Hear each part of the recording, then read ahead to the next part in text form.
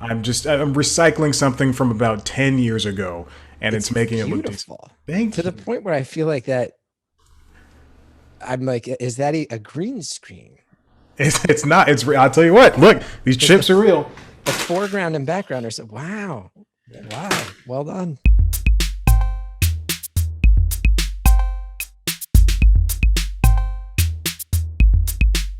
Thank you for sitting down with me today.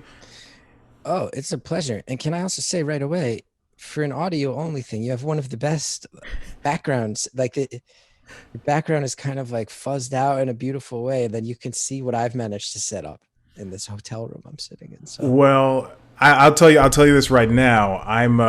It's just I'm using an old Canon camera, and I realized like just last week that you could hook it up to your computer and make it your webcam. So I'm recycling something from about 10 years ago, and it's it's making it look decent. beautiful to Thank the you. point where I feel like that I'm like, is that a green screen? It's not. I'll tell you what. Look, these Because chips are real. the foreground and background are so wow, wow, well done, well done. Thank you. Thank you. I just finished watching. Well, I didn't just finish watching it, but I watched the special. Very well done. It felt Thank you. very fun. Thanks. Yeah, it's I'm not going to claim it's perfect, but I did it myself and I think that the heart of that shines through. So to hear you say the phrase very well done, I sit there I go, "Oh, that's awesome because it was on a micro budget and I took a chance on it and that actually is a compliment that means a lot. So thank you." Yeah, I mean that's what. Last time we spoke, I talked to you about the podcast, and I think that everything you do, just even if there's not money behind it, it's just good. And I wasn't saying clean, but it's not. But it's just good, and it makes you it makes you feel good. It makes you feel like you're a part of something. That's cool to hear. It's cool to hear cuz, especially since my old TV show got canceled, I've been trying to like, since then I've had a kid, I bought a house. I also think just like turning 40, a little bit of a bit like, I mean, shows up in the doc, right? Like, Yeah. I'm just going like, hi, I'm not cool anymore. Like, I'm not the public access. I'm not the renegade anymore. Like, not that guy. And I do feel like this is like a thing that I hope is funny and interesting to people. And that I also feel like I had to kind of get this out of my guts to kind of return to form and go, okay, I'm becoming comfortable with my station in life and I'm recognizing that it's different than what I'm used to. And it's a little scary, both as a person and as an entertainer, but I'm I'm really excited to get there. And I look at this thing, I go, I think I kind of nailed that down. And I think that will serve me well in the future. And then it seems like people are also responding well to the way we did this. And that's awful nice. Yeah, I think it's. Don't take this the wrong way. I think it's your most accessible.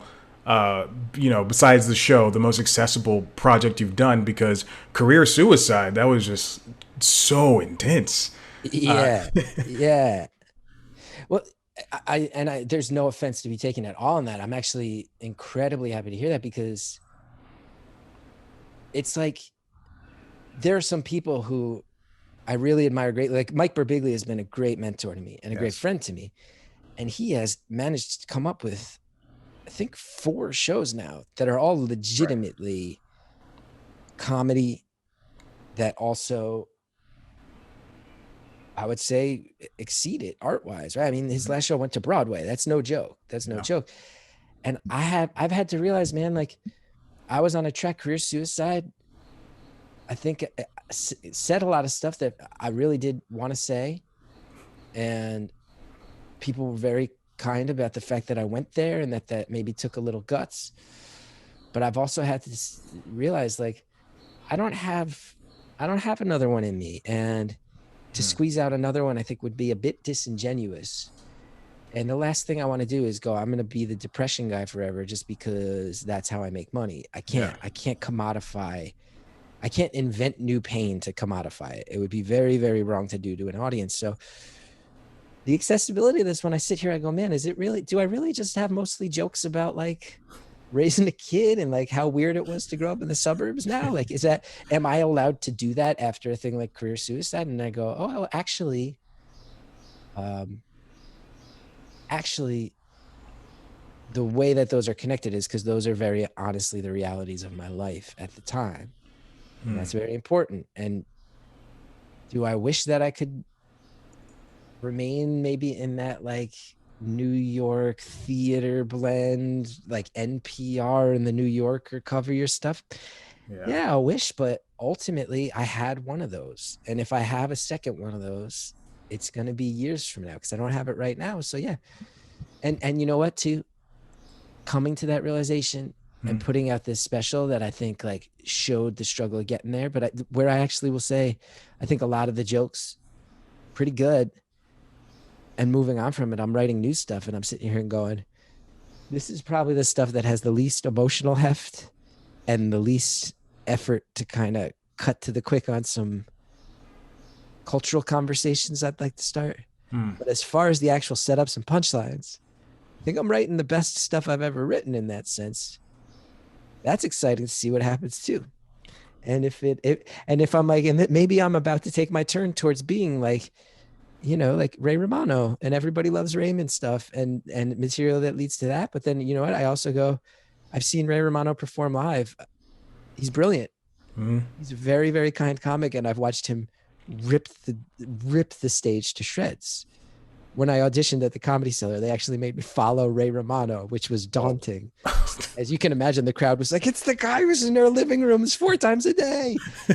And I watched the set. I was like, oh man, and he's awesome too. Yeah. And obviously he got where he got. But I go, if I'm taking that turn towards jokes about being suburban and a dad, let's do it. It's honest. Let's go. I haven't tried to kill myself in many, many years. I guess what do you say to that? Oh, bummer, man. I don't get another one-man show. Or I can be happy that there's no longer cuts up and down my arms. I think I'll choose that one. Yeah, that's it. I mean, it's you can see, speaking of, Mike's comedy, you can see his growth from one to the last one. I think my girlfriend, he's like one of my favorite comedians, and I think My Girlfriend's Boyfriend is just phenomenal. I think it's like near perfection because Yes. it dredges up, so many emotions in an hour and a half. And to do that for an audience of that size, it's amazing. And then what you did with Career Suicide, I mean, it's very comparable. And then another comedian that I think you're friends with, Pete Holmes. Oh, yes, yes, yes. I think I have a affinity for schlubby white guys. It's like Well, I want them to be friends. I want to be friends with all of you guys. I think it's just.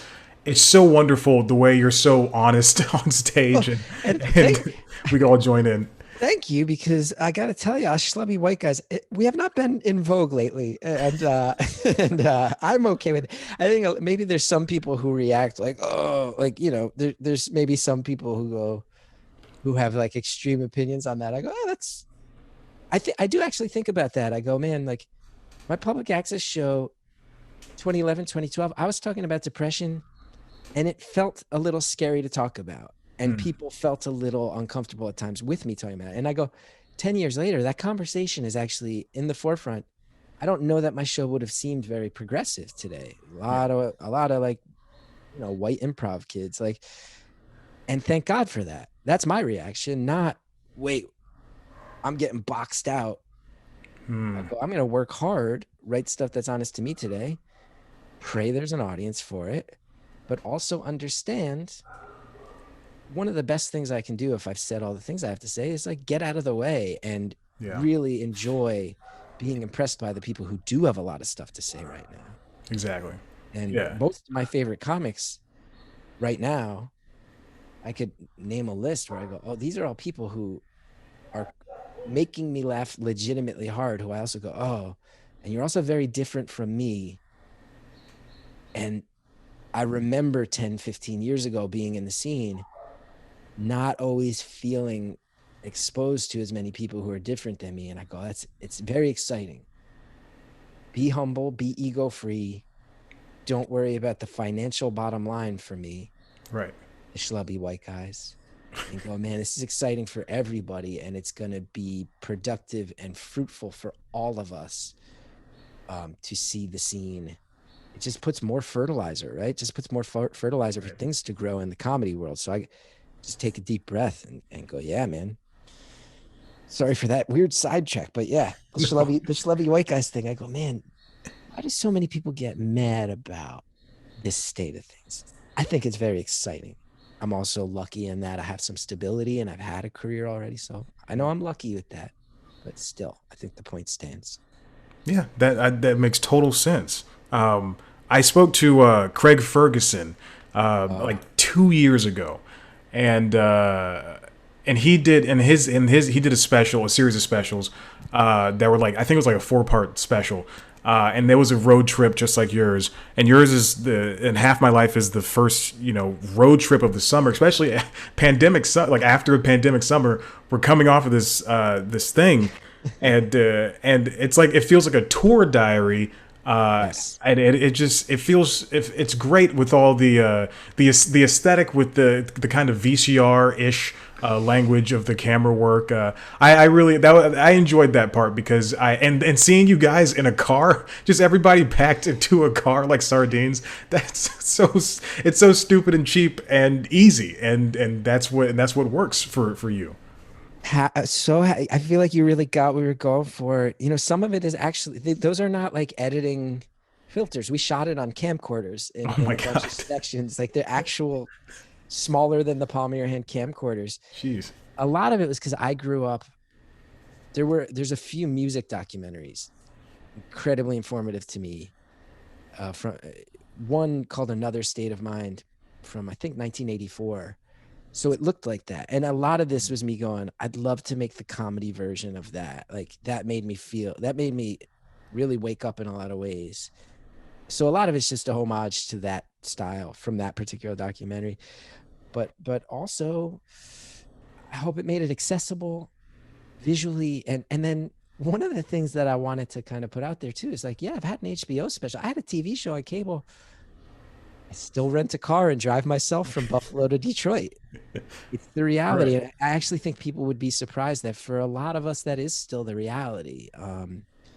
Even people who I think are at like a relative point of success and stability. Like for me, I'm still at a point where there's major ebbs and flows. And 2016 and 2017 were, that's 5 years ago. I had a couple great years. Those are 5 years ago. So I guess I'll stand in line at Avis again and get back to work. And it was fun for me to kind of put that out there and sort of say, I've done a special that's your traditional, let's get a really cool theater and let's wear a cool outfit and sneakers that I bought just for this. Like that, I always laugh because so many comedian specials, if you watch, you go, those are brand new sneakers. Yeah. Those are your confidence sneakers.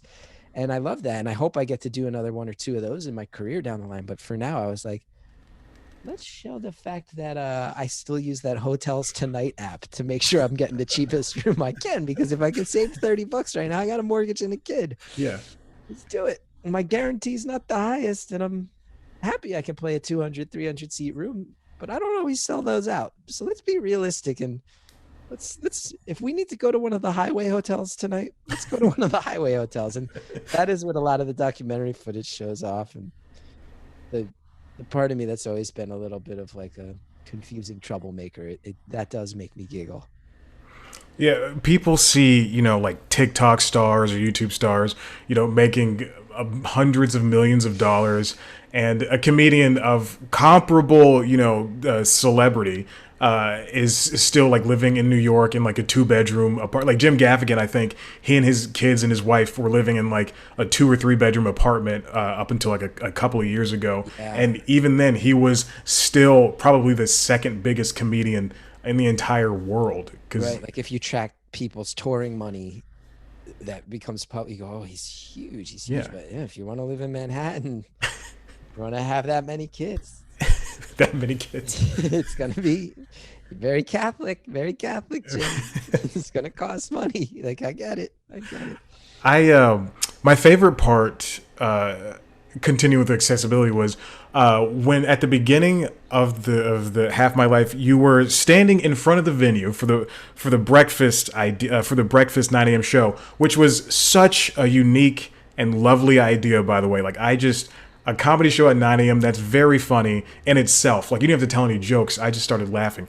But when you were doing a talking head out front, people just walked up who were coming to the show and they go, "Hey man, great to see you," and they just walked in, and like as if you were just another one of them. So that was very funny to see. Well, two things to this. I have to say, it is important to me to admit the pancake show was not my idea. Okay. Um, the venue, we sold out that show. It was a very intimate space. Sold it out, and they were psyched. They said, "You want to stay in town another night and do another one?" I said, "Well, I got a show in Detroit I got to drive to." Hmm. I said, "Let's do it at 9 a.m. Screw it." I said, "This is why I like playing these venues I show off in the special. Like a lot of them are underground DIY, many of the music venues rooted in the punk rock scene." I go, "This is why I like these venues. Because if I'm doing, Johnny Ha-Ha's or what, they don't think, hey, 9 a.m. show the next morning, and it was their idea, and I give them credit. And then, you know, it's really, really meaningful to me that people do feel comfortable approaching me. And like you said in that moment, not to come up to me and like have a conversation that feels like you're a celebrity. I know sometimes I get those too. Those are nice where people, oh, your work, it meant so much. Very, very nice. I'm flattered, but it's really, really meaningful to me that people more often feel like they can just go like, "Geth, what's up, dude? How you been?" And I'm good. Psyched to be back in Baltimore. Like, I love this venue. And they're like, "Yeah, no, we saw you here last time. It was cool. Thanks for coming back." And me being like, "Yeah." People also will sometimes even just with me be like, "Oh, I heard you say on the podcast you're a vegetarian now. Like, you need any recommendations on places to eat?" And I'll just go like, "Yeah." I get out my phone, I take a note. So it does feel like we're friends. And again, special certainly makes it clear where sometimes I go, I'm proud of the fact that I've made some projects that are not standard, but it also means that not everybody is going to latch onto them, and that's going to mean that I don't have a sense of stability in my career. I built that. I own it. It does stress me out, but one of the very nice things about never having totally gone mainstream is it hasn't created as much of a barrier between myself and the audience Right. as some other people might get if they've done some of the things I've done. And I tell you, I really like that because when I was young and doing comedy, so much of it, am I going to succeed? What am I going to get? Am I going to get a job? There's ego, right? It's ego driving it. But as I've gotten older, what I've actually realized more and more is the reason I think I still love doing it is because I get a lot out. I feel less alone when I do comedy. I am someone who in my real life often feels very alone. I am someone who's very mild mannered. You might even say meek. There's a lot of situations where I'll be in a conversation and I'll be the one to go to talk and everybody will just kind of talk over me. It's very real. That is who I am. And there's a Yeah. lot of people out there who identify with it. And it's funny, I was recently in a car with two other people and I was in the back seat and I was in my head laughing, going, my inability to figure out how to insert myself into a 3-person conversation at the age of 41 years old is sad. Yeah. That I can't figure out how to jump in. And then I'm in the back seat going, "Oh, I wanted to say that thing they were talking about in reference to that thing, but that was a few minutes ago. Are they going to find it weird if I jump back?" Like I'm still in my head all the time in real life. So my audience, I think, are comprised, the majority of people, what they have in common in my audience is that they all sort of feel that way too. I feel like you go to my shows, and one thing I'm really proud of is like, people tend to look different. There's older people, there's younger people. There's the kids with the piercings and the pink hair, and then there's also the people who are literal grandmas sometimes, Right. like and I'm very proud of that. I'm very proud of that. And I think that it's not a demographic that gets tracked by advertising agencies. but they are people who I think also kind of feel maybe talked over Right. is how my audience would relate to me. And I get so much out of being able to connect with them because A, when I have a microphone, I actually get to be the one who speaks. And B, more importantly, a lot of times I feel like when audiences connect with my material, it actually really makes me feel less alone. And people tend to not believe me. There are people who will come up to me sometimes and they'll go, "Oh, I used to watch your public access school when I was in high school, and it made me feel better, man. And thanks, man. It gave me a lot." And I will often say to them genuinely, like, the show gave me so much too. And I promise you that, like, you watching it allowed it to survive. That gave me just as much as it gave you. And sometimes they'll be like, "Oh, yeah, whatever, man." They don't believe me, but it's totally true. Yeah, that's a I like that. That's a good astute way to put it. It's do you okay? So with that in mind, you mentioned in the special you don't want to do a show in a stadium like all these other comedians can do that. Like, let's I explain that. love it. Yeah. Well, there's two aspects to this. And we make this joke in the special. My friend Carmen, who's in the special with me, which another thing I loved about the format, I get to show off the fact that you have relationships with other comics, people Yeah, you go on the road with. But Carmen makes the joke, you couldn't sell out a stadium. I go, yeah, true. I know. So there's some rationalizing. If my career had built to the point where I could sell out Radio Music Hall, would I? Probably, and I'd probably love that. yeah. But I can also say so genuinely that things like eye contact, things like being able to go to the merch table and actually meet the people afterwards, a lot of people move beyond that. And bless them. And maybe if I could do that and make that money and have that, what I imagine is such an insanely sort of flattering sense of accomplishment to sell out a venue that big, I'd probably love it. I also know that I would indescribably miss the intimacy of these types of venues. And even now, I just got to a new agency and they're going, we're going to do live, beautiful, anonymous gigs, and you can sell more tickets on those than you sell. I go, okay, let's do it. At the same time, I also made sure on my agency, there was when I was in between agents, I worked with a friend of mine who books primarily punk bands, and he was hooking me up with some good shows. I said, can he still be on the team? And we built this system where they go, okay, we'll build out the bigger venues and it'll, revolve around touring beautiful, anonymous, and Yeah. traditional comedy club spaces we know about. And then I call up my friend Brian. I go, okay, they're sending me to Cleveland. And he'll go, well, if you want to go to Dayton, I know a record store that does shows in the back. And I go, yeah, let's do it. And one of my first shows back is an actual backyard barbecue in Binghamton, New York. And like, I think it is fair to say that at this point in my career, I don't need to do somebody's backyard in Binghamton, but it's very, very important to me to add some extra dates that accomplish those things because ethically, I think those are great shows. I think you give a lot to your audience. And personally, they are incredibly meaningful to me. And in another sort of vulnerable thing I might tell you is like, I had those couple of years I mentioned in 2016 and 2017 where it was like I had the TV show on True TV, Career Suicide on HBO with the off-Broadway run beforehand. Beautiful Anonymous blew up.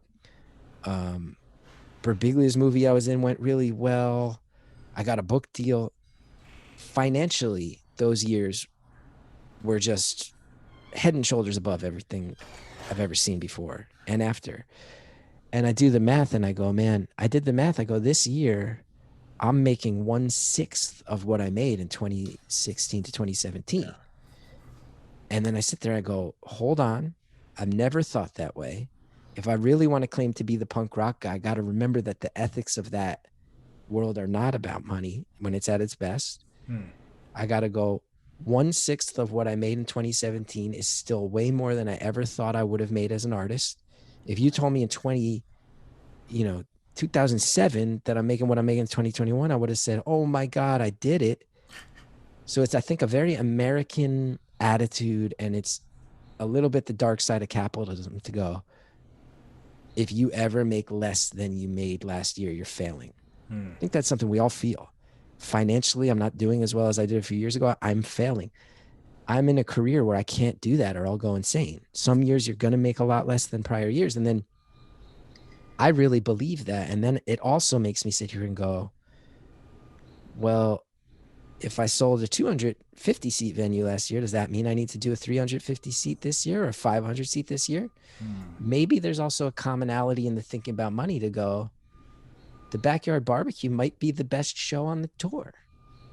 The weird record store might be the best show on the tour. What's important to me? Selling hundreds of more tickets or continuing to have shows that feel pretty magical to me and hopefully the audience? So I'm finding a way to have my cake and eat it too for now.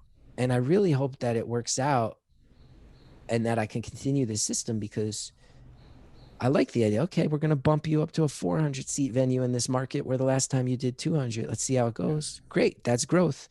But you know what? I'm going to go out on that tour a day early because I know about these punk kids who put on shows in their basement, and that will make me feel good. And that will be a show that allows me to maintain a sense of who I've always felt like. And then not only is that good for the soul, good for the show, I bet it will keep me in touch with writing the type of material and generating the type of material that's always made me who I am too.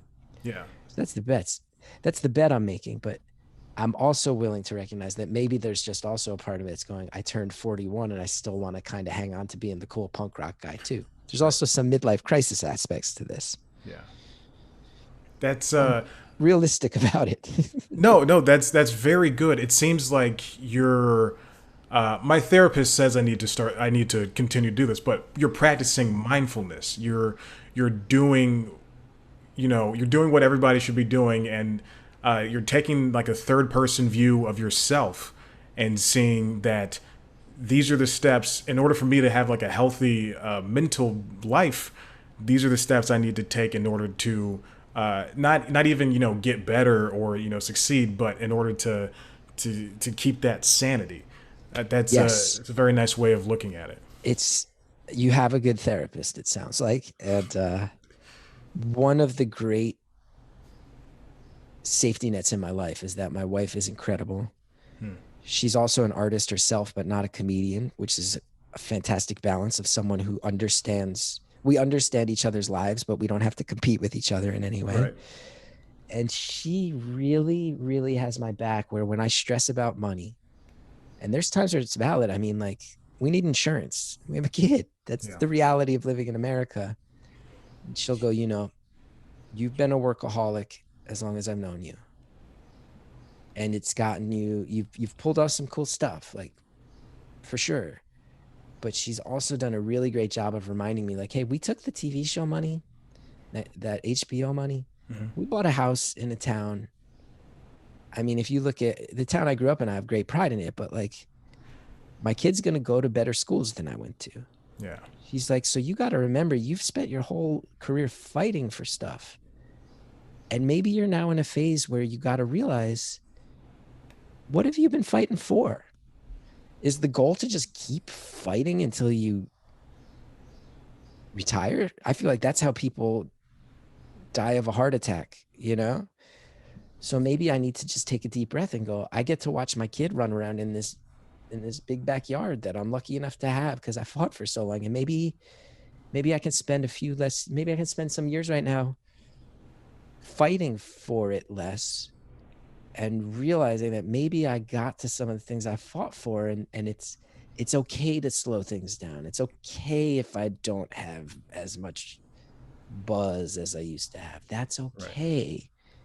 Because we as artists, and I think probably people who aren't artists as well. I mean, my father would admit that he worked really hard, and maybe sometimes to the workaholic level, as I do. Like, so many of us spend time fighting, and we never ask ourselves the question, what is the fight for?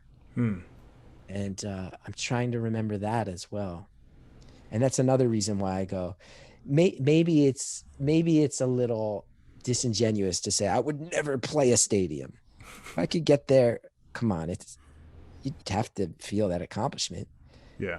That's not the type of show I want. It's not the type of show I want, but maybe it's more fair to say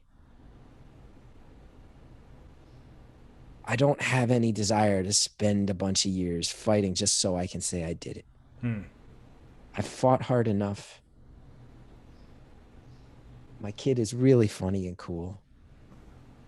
Enjoy the spoils of that those battles that I kind of convinced myself were battles. Enjoy it. Enjoy it. So I think that's part of the stick to some smaller venues, and I could never sell out a stadium and I wouldn't want to. Part of the subtext of that is, do I want to just keep buying into this system that says grow, grow, grow, or you're a loser? Right. I don't either, I don't like that system, or I'm very content being a loser. It's one or the other, maybe both. I love that. I love that idea. Now I want to talk more about I just want to mention the direction. I love the direction of the special. I love the different angles at sporadic times, like just randomly. You're on stage, you're talking, and then boom, you're probably using one of those handy cams, and we're Yeah. like 2 inches from your face. And obviously it's a zoom, but it's because you can see the artifacting and the pixels and stuff. But Yes. Yes. it's so cool, and I think that's what whenever I watch a special, which is very seldom now, unless it's like somebody I really love. You see like these cool, slick things going around, but here it's just like this is it. This is what you get, and you better like it. It, I love it. I mean, it's very cool to see people are getting it. Some of it's born of necessity. Some of it Hmm. is straight up. We have such a low budget that most of the cities, we'd go and we'd bring a camera. For a lot of them that were driving distance, we'd bring two cameras. My director would shoot one of the cameras herself. Not always a standard thing for the director to pick up the camera. We'd have another shooter. Then for the third camera, we just have to like find someone else with a camera in Baltimore. Like the person in Baltimore literally was very shy, never said hello to me, handed over the cards after we were done shooting and left. And even our director was like, I don't, I think that person hated that. So some of it was just, we were on such a low budget that was run and gun. The Philly show, the venue, Good Theater was so small. I'm so sad to see that place is closing. It's so small that one we weren't zooming. There was actually my friend Dave crouching on the stage in the corner with a camera. It's like an 80-seat venue. Um, and I will tell you, Kate Sweeney directed it. Okay. She's really brilliant. She was able to do this on a budget that was so small that I think if people who knew production heard about it, they would go, "How did you do it?" Um, it was largely, she brought on a friend of hers who she's done some production work with after we shot everything, and those were largely the two organizers. That was it. And Kate, I first came to know after my public access show. We handed the slot to my friend Brett Davis, and he is a brilliant guy. He did a lot of great work in our old time slot, and Kate was working producing stuff for him. I was going, she's badass. So we hired her for the cable version of the Gethard show. She was one of our two segment producers when we were on Okay. True TV. And again, just really killing it. And then the whole time, she also comes from the exact Jersey music scene I grew up in, like the New Brunswick, New Jersey rooted punk scene where I went to college there and everything.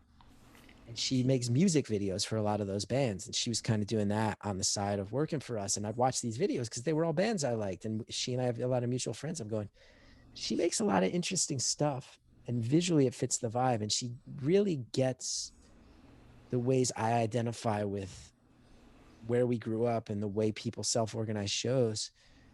And I said, let's bet on each other. If you can get in the corner of me doing this weird self-funded thing and all the headaches that are going to come with that, I like your 4 minutes music videos enough to say, let's make an hour-long special together and see how it happens. And there was actually a situation where a company stepped in, a production company who I've worked with before, and they said, we want to give you a much bigger budget. We want to supply all this equipment and all these editing suites, and they were really well intentioned, and there was no animosity at all with it. But they did say, we'd love to have Kate as a producer. We think she's incredible, but we can provide a director to actually handle the hands-on direction if she wants to be more of a strategist. And I said, you know what? I can't believe I'm turning this down because you would make my life so much easier. Yeah. But part of the experiment of this is that she and I have this real connection and this trust in each other. And I just have a gut instinct that even if it means this money's coming out of my pocket and there's so much less money and so much more headaches because of that, I have a feeling it's going to come out the way I want because of working with her. Mm-hmm. And she really crushed it. And I don't know if everybody's going to love this thing, and it's not perfect, but I know that I'll be able to look at it anytime I rewatch it. I know I'm going to look at it and go, it's what I was hoping it would be. Right. When I had the idea in my head. And so much of that is because of Kate. Yeah. I think you kind of gone over this earlier, but when you were driving the traffic and your back hurting and now you having mentioning it's kind of small little headaches here and there, producing this thing, and the exhaustion and then the feeling of inadequacy sometimes. It's like you said you asked yourself, you used to love comedy, and then you realize the goal right there, that your intention is you're helping the person having a shitty week that's sitting inside the audience, that you want to make them have a better time. And that's, I think that's, just hearing you talk today, like your passion, that sounds so fucking fake. Your love for what you do, it just makes everything, it makes all the difference, and it really helps you stand out. Thanks. It's super kind. And I can just say, like, I've been lucky to cobble together an audience of people who don't fit a traditional mold. And I can say without any hyperbole or melodrama, the people who have supported me have allowed me to live a very good life and have probably saved my life in a lot of ways. So the older I get, I'm very proud to say that I'm finding ways to make this comedy career less about my own ego and more about giving them an experience that they deserve. And I think partially that's just maturity as an artist. And also, like, I really owe the people who have supported me over the years a massive thank you. I just do. And if the best way I can think of to thank them is try to put on a killer show if they pay for a ticket. It's the most personal, one-on-one way I get to do that for people who have, in an incredibly meaningful way, given me the life I get to lead. On behalf of the people who've supported you, you're welcome. Yeah, I also have. How was hanging out near those gators? That was really cool. That was a very good surprise ending to everything. I'm happy you liked it. It was terrifying hanging out with the gators. It was also terrifying when Gatorland found out about my joke. I lay out how it happened in the special, but like, it was not, I didn't call them up and tell them. I thought they were going to be mad. Instead, I found out Gatorland has a great sense of humor about themselves. There's a lady named Savannah who works there and handles a lot of their like outreach and social media. And she's so funny and kind and like, just in a way I do not think she'd be offended by, just like a lovable wacko who lives outside the box and owns it. And I just identify with that so hard. And we did not even, there's like, they set up like a fake brick wall with a comedy club logo on it. Yeah. We didn't propose that. We showed up and they had done that for us. I was like, That's oh my so God, good. Gatorland, they have such a good sense of humor. And when you see that footage and it looks like I'm standing in front of like 30 full grown alligators and there's no safety net to it, that is what it is. Oh God. The only protection I had while performing for those alligators was there was a guy standing about 10 feet away off camera.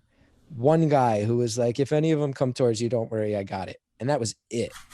And like that footage where the albino alligator starts kind of creeping towards me and looks like I've been irritating it.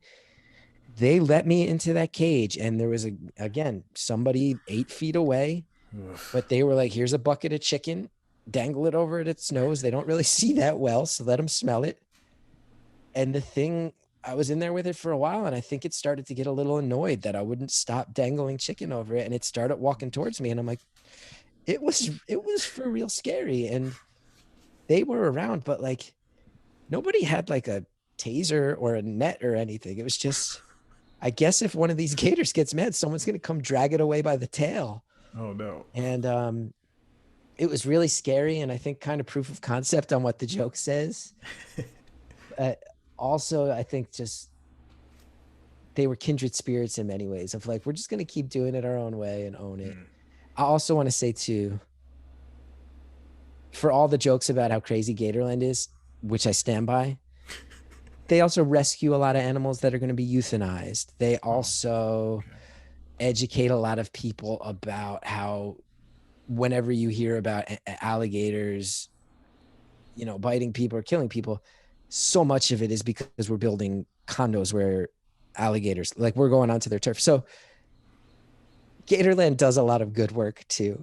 And and the joke doesn't lay out those parts, but between that and the fact that they had an incredible sense of humor about themselves, I am eternally grateful to Gatorland.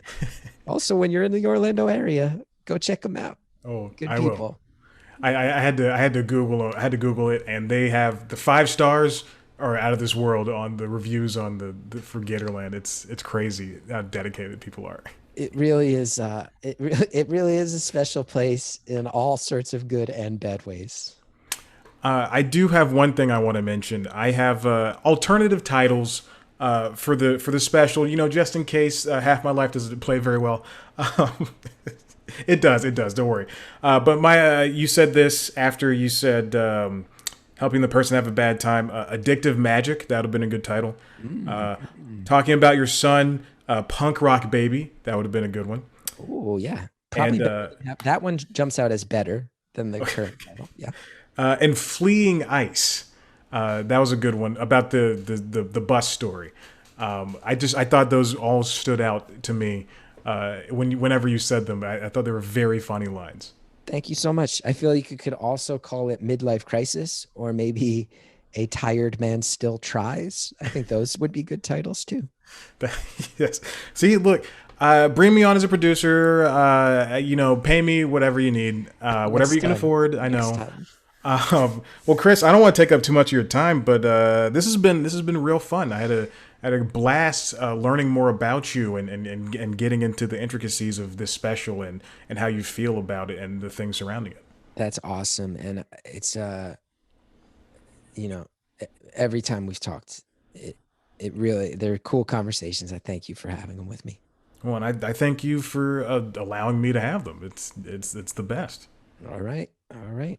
All Very right. cool. Good seeing you. Good seeing you too. Have a good weekend and rest. Take some time for yourself. Do my best. I'll do my best. Thank you. All right. Bye. All right. Bye.